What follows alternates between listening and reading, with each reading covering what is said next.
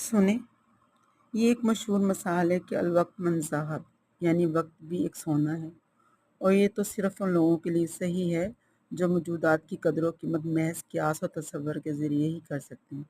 لیکن جو لوگ پاکیزہ خیالات اور نظریات اور اچھے افکار کے حامل ہوتے ہیں، ان کے ہاں تو وقت کی قیمت بہت گراں ہے۔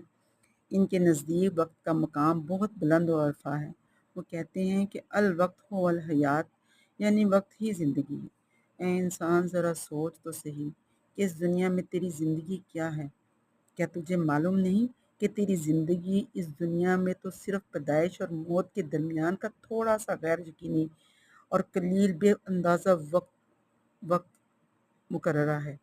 کب تم چلا جائے واپس۔ اے انسان، تیری عقل اس بارے میں تیری کچھ بھی رہنمائی نہیں کرتی کہ تو وقت اور سونے کی حقیقت اور اس کی امتیازی فرق کو پہچان سکے۔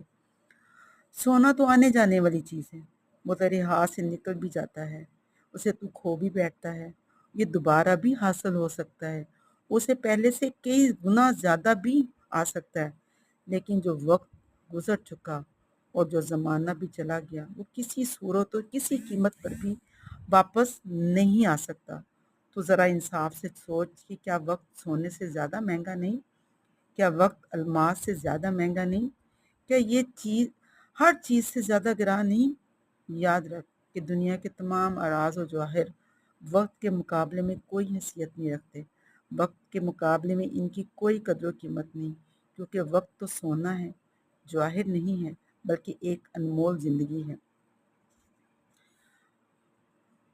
اسے اتنا آسان نہیں کہ وقت کو آپ ضائع کر دیں۔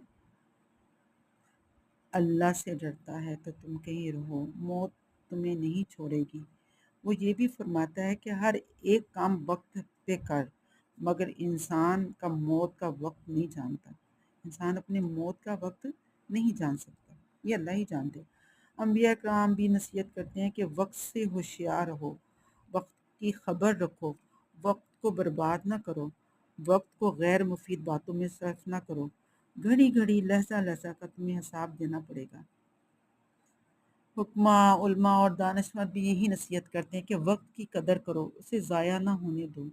تاریخ بھی ہم کو یہی سبق دیتی ہے، صدیوں کا تجربہ بھی ہم کو یہ سکھاتا ہے کہ دنیا میں جس قدر کامران اور کامیاب ہستیاں گزر چکی ہیں نا، ان کی کامیابی اور ناموری کا راز صرف وقت کی قدر اور اس کا صحیح وقت پہ استعمال تھا۔ وقت گزرتے وقت کی قدر کرو، وقت واپس نہیں آئے گا، کبھی بھی لوٹ کے واپس نہیں آئے گا۔ سوچو کیا کرنا ہے آج۔